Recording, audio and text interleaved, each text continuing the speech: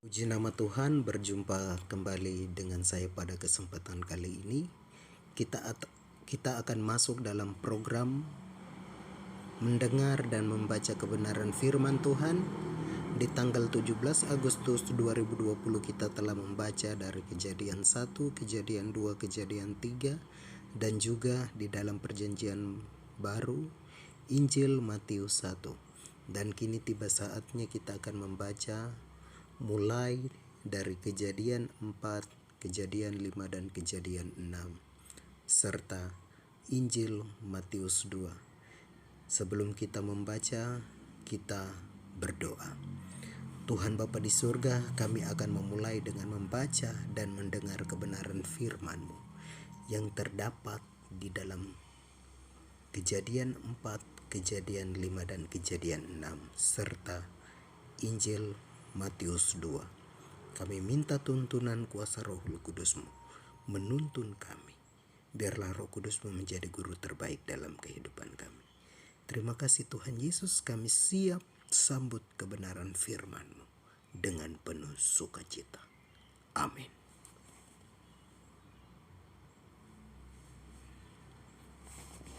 Kejadian pasal 4, Kain dan Habel. Kemudian manusia itu bersetubuh dengan Hawa istrinya dan mengandunglah perempuan itu, lalu melahirkan Kain. Maka kata perempuan itu, "Aku telah mendapat seorang anak laki-laki dengan pertolongan Tuhan." Selanjutnya dilahirkannya Habel, adik Kain, dan Habel menjadi gembala kambing domba. Kain menjadi petani. Setelah beberapa waktu lamanya, maka Kain mempersembahkan sebagian dari hasil tanah itu kepada Tuhan sebagai korban persembahan. Habel juga mempersembahkan korban persembahan dari anak sulung kambing dombanya, yakni lemak-lemaknya. Maka Tuhan mengindahkan Habel dan korban persembahannya itu, tetapi Kain dan korban persembahannya tidak diindahkannya. Lalu hati Kain menjadi sangat panas dan mukanya muram. Firman Tuhan kepada Kain, "Mengapa hatimu panas dan mukamu muram? Apakah mukamu tidak akan berseri jika engkau berbuat baik? Tetapi jika engkau tidak berbuat baik, dosa sudah mengintip di depan pintu. Ia sangat menggoda engkau, tetapi engkau harus berkuasa atasnya." Kata Kain kepada Habel adiknya, "Marilah kita pergi ke padang."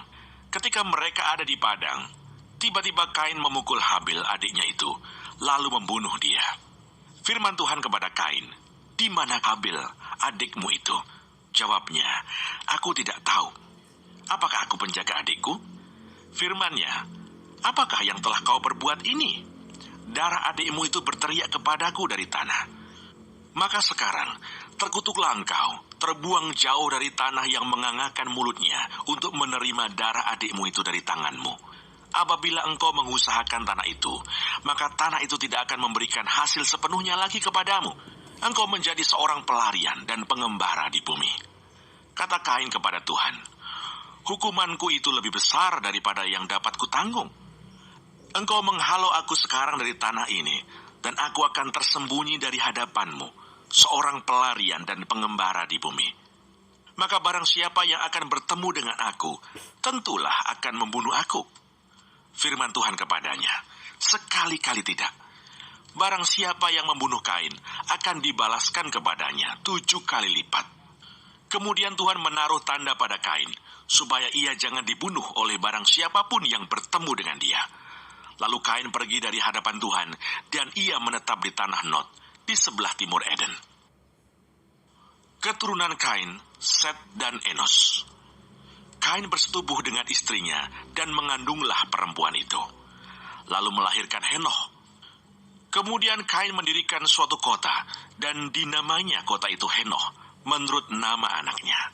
Bagi Henoh lahirlah Irad, dan Irad itu memperanakkan Mehuyael, dan Mehuyael memperanakkan Metusael, dan Metusael memperanakkan Lameh. Lameh mengambil istri 2 orang, yang satu namanya Ada, yang lain Sila.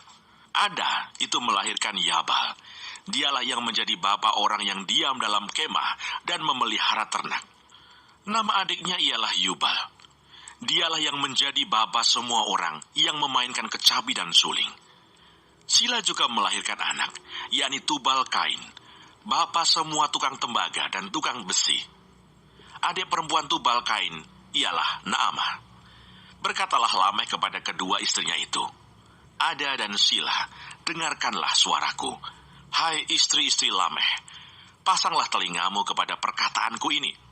Aku telah membunuh seorang laki-laki karena ia melukai aku. Membunuh seorang muda karena ia memukul aku sampai bengkak. Sebab jika Kain harus dibalaskan 7 kali lipat, maka Lameh 77 kali lipat.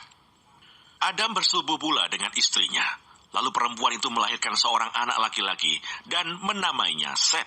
Sebab katanya, Allah telah mengaruniakan kepadaku anak yang lain sebagai ganti Habel, sebab Kain telah membunuhnya. Lahirlah seorang anak laki-laki bagi Set juga, dan anak itu dinamainya Enos. Waktu itulah orang mulai memanggil nama Tuhan.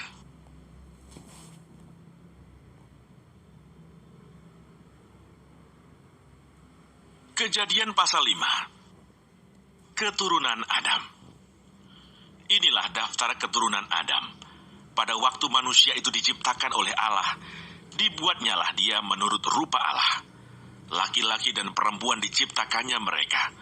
Ia memberkati mereka dan memberikan nama manusia kepada mereka pada waktu mereka diciptakan. Setelah Adam hidup 130 tahun, ia memperanakkan seorang laki-laki menurut rupa dan gambarnya, lalu memberi nama Set kepadanya. Umur Adam setelah memperanakkan Set 800 tahun, dan ia memperanakkan anak-anak lelaki dan perempuan. Jadi Adam mencapai umur 930 tahun, lalu ia mati. Setelah Set hidup 105 tahun, ia memperanakkan Enos, dan Set masih hidup 807 tahun setelah ia memperanakkan Enos, dan ia memperanakkan anak-anak lelaki dan perempuan. Jadi Set mencapai umur 912 tahun, lalu ia mati. Setelah Enos hidup 90 tahun, ia memperanakkan Kenan. Dan Enos masih hidup 815 tahun setelah ia memperanakkan Kenan, dan ia memperanakkan anak-anak lelaki dan perempuan. Jadi Enos mencapai umur 905 tahun, lalu ia mati. Setelah Kenan hidup 70 tahun, ia memperanakkan Mahalalel.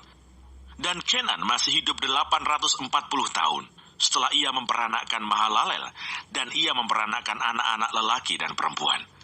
Jadi Kenan mencapai umur 910 tahun, lalu ia mati. Setelah Mahalalel hidup 65 tahun, ia memperanakkan Yared.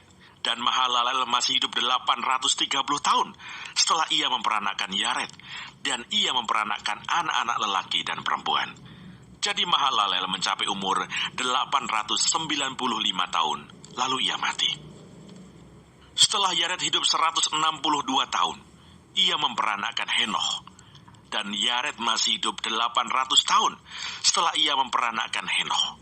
Dan ia memperanakkan anak-anak lelaki dan perempuan. Jadi Yared mencapai umur 962 tahun, lalu ia mati. Setelah Henoh hidup 65 tahun, ia memperanakkan Metusalah. Dan Henoh hidup bergaul dengan Allah selama 300 tahun lagi setelah ia memperanakkan Metusalah, dan ia memperanakkan anak-anak lelaki dan perempuan. Jadi Henoh mencapai umur 365 tahun. Dan Henoh hidup bergaul dengan Allah, lalu ia tidak ada lagi sebab ia telah diangkat oleh Allah. Setelah Metusalah hidup 187 tahun, ia memperanakkan Lameh. Dan Metusalah masih hidup 782 tahun setelah ia memperanakkan Lameh, dan ia memperanakkan anak-anak lelaki dan perempuan. Jadi Metusalah mencapai umur 969 tahun, lalu ia mati. Setelah Lameh hidup 182 tahun, ia memperanakkan seorang anak laki-laki dan memberi nama Nuh kepadanya. Katanya, anak ini akan memberi kepada kita penghiburan dalam pekerjaan kita yang penuh susah payah di tanah yang telah terkutuk oleh Tuhan.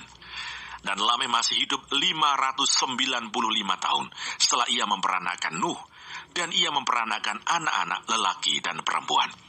Jadi Lameh mencapai umur 777 tahun, lalu ia mati. Setelah Nuh berumur 500 tahun, ia memperanakkan Sem, Ham, dan Yafet.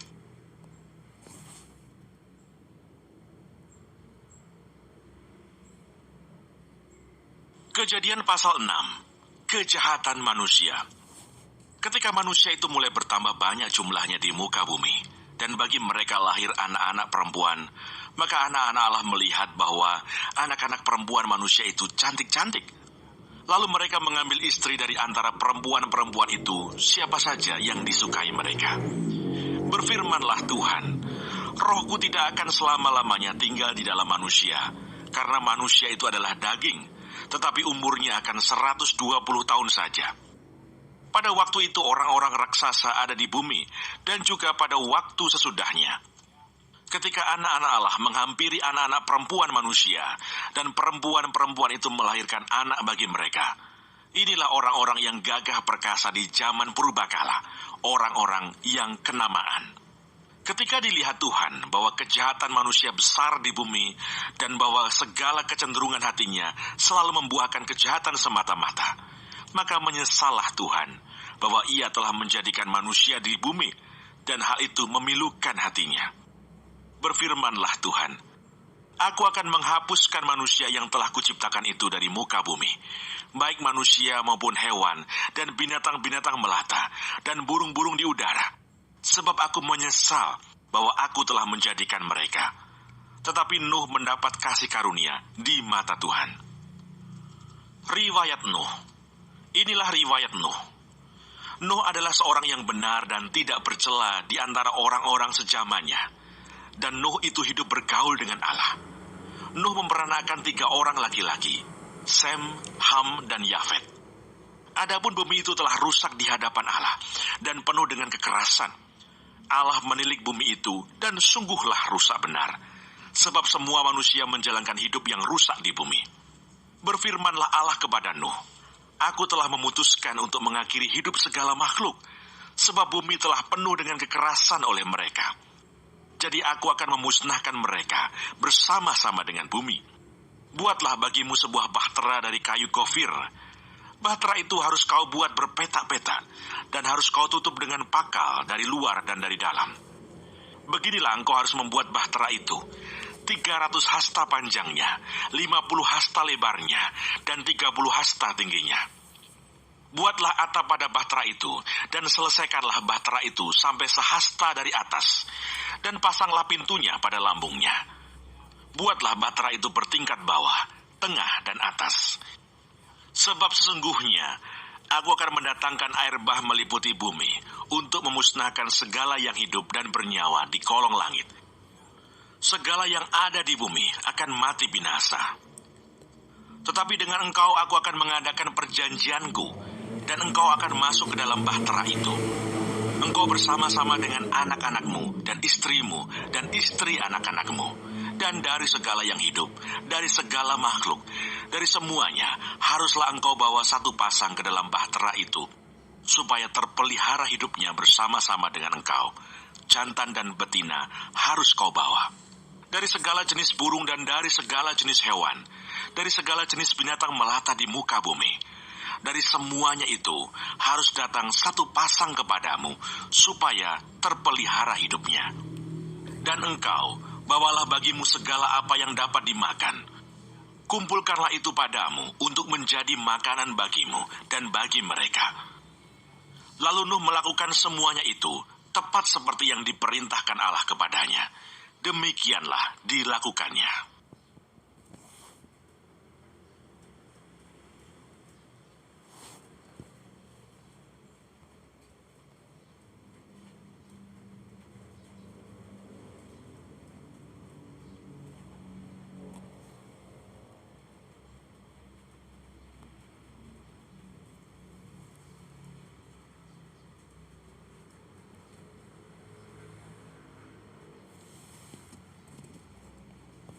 Matius pasal 2. Orang-orang Majus dari timur.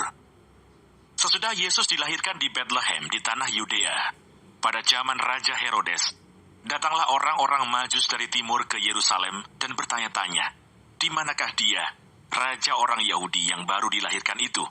Kami telah melihat bintangnya di timur, dan kami datang untuk menyembah dia. Ketika Raja Herodes mendengar hal itu, terkejutlah ia beserta seluruh Yerusalem. Maka dikumpulkannya semua imam kepala dan ahli Taurat bangsa Yahudi. Lalu dimintanya keterangan dari mereka, di mana Mesias akan dilahirkan. Mereka berkata kepadanya, "Di Bethlehem di tanah Yudea, karena demikianlah ada tertulis dalam kitab Nabi, dan engkau Bethlehem, tanah Yehuda, engkau sekali-kali bukanlah yang terkecil di antara mereka, yang memerintah Yehuda, karena daripadamulah akan bangkit seorang pemimpin, yang akan menggembalakan umatku Israel." Lalu dengan diam-diam Herodes memanggil orang-orang Majus itu, dan dengan teliti bertanya kepada mereka, bila mana bintang itu nampak. Kemudian ia menyuruh mereka ke Bethlehem, katanya, "Pergi dan selidikilah dengan seksama hal-hal mengenai anak itu, dan segera sesudah kamu menemukan dia, kabarkanlah kepadaku, supaya aku pun datang menyembah dia." Setelah mendengar kata-kata raja itu, berangkatlah mereka. Dan lihatlah, bintang yang mereka lihat di timur itu mendahului mereka, hingga tiba dan berhenti di atas tempat di mana anak itu berada. Ketika mereka melihat bintang itu, sangat bersukacitalah mereka. Maka masuklah mereka ke dalam rumah itu, dan melihat anak itu bersama Maria ibunya, lalu sujud menyembah dia. Mereka pun membuka tempat harta bendanya, dan mempersembahkan persembahan kepadanya, yaitu emas, kemenyan, dan mur. Dan karena diperingatkan dalam mimpi, supaya jangan kembali kepada Herodes, maka pulanglah mereka ke negerinya melalui jalan lain. Penyingkiran ke Mesir. Sesudah orang-orang Majus itu berangkat, nampaklah malaikat Tuhan kepada Yusuf dalam mimpi dan berkata, "Bangunlah, ambillah anak itu serta ibunya, larilah ke Mesir dan tinggallah di sana, sampai aku berfirman kepadamu, karena Herodes akan mencari anak itu untuk membunuh dia." Maka Yusuf pun bangunlah, diambilnya anak itu serta ibunya malam itu juga, lalu menyingkir ke Mesir, dan tinggal di sana hingga Herodes mati. Hal itu terjadi supaya genaplah yang difirmankan Tuhan oleh Nabi, "Dari Mesir kupanggil anakku." Pembunuhan anak-anak di Bethlehem. Ketika Herodes tahu bahwa ia telah diberdayakan oleh orang-orang Majus itu, ia sangat marah. Lalu ia menyuruh membunuh semua anak di Bethlehem dan sekitarnya, yaitu anak-anak yang berumur 2 tahun ke bawah, sesuai dengan waktu yang dapat diketahuinya dari orang-orang Majus itu. Dengan demikian genaplah firman yang disampaikan oleh Nabi Yeremia. Terdengarlah suara di Rama, tangis dan ratap yang amat sedih. Rahel menangisi anak-anaknya, dan ia tidak mau dihibur, sebab mereka tidak ada lagi. Kembali dari Mesir. Setelah Herodes mati, nampaklah malaikat Tuhan kepada Yusuf dalam mimpi di Mesir, katanya, "Bangunlah, ambillah anak itu serta ibunya, dan berangkatlah ke tanah Israel, karena mereka yang hendak membunuh anak itu sudah mati." Lalu Yusuf pun bangunlah, diambilnya anak itu serta ibunya, dan pergi ke tanah Israel. Tetapi setelah didengarnya bahwa Arkelaus menjadi raja di Yehuda, menggantikan Herodes ayahnya, ia takut ke sana. Karena dinasihati dalam mimpi, pergilah Yusuf ke daerah Galilea. Setibanya di sana ia pun tinggal di sebuah kota yang bernama Nazaret. Hal itu terjadi supaya genaplah firman yang disampaikan oleh nabi-nabi, bahwa ia akan disebut orang Nazaret. Puji nama Tuhan, demikian jauh pembacaan kebenaran firman Tuhan yang terdapat di dalam Kejadian 4, Kejadian 5, Kejadian 6, dan juga Kejadian, minta maaf, dan juga Injil Matius 2. Kiranya Tuhan Yesus dapat memberkati kita semua dengan firman-Nya. Mari kita berdoa. Terima kasih Tuhan Bapa di surga, kami telah membaca kebenaran firman-Mu yang terdapat di Kejadian 4, Kejadian 5, Kejadian 6, dan Injil Matius 2. Terima kasih buat firman-Mu. Dan berkati setiap kami yang membaca dan mendengar kebenaran firman-Mu. Ajarlah kami untuk selalu merenungkan firman-Mu siang dan malam. Hanya di dalam nama Tuhan kami Yesus Kristus kami berdoa. Amin. Demikian pembacaan dan renungan kita pada kesempatan kali ini. Saat ini kita hanya membaca kebenaran firman Tuhan yang terdapat di dalam Kejadian dan Injil Matius. Dan sampai jumpa di pertemuan-pertemuan berikutnya. Jangan lupa untuk like, komen, dan subscribe jika channel ini bermanfaat. Jangan lupa untuk berbagi kepada teman-teman yang lain agar mereka mengikuti program mendengar dan membaca kebenaran firman Tuhan. Dan jangan lupa klik tombol lonceng untuk mendapatkan notifikasi-notifikasi video terbaru. Terima kasih. Tuhan Yesus memberkati.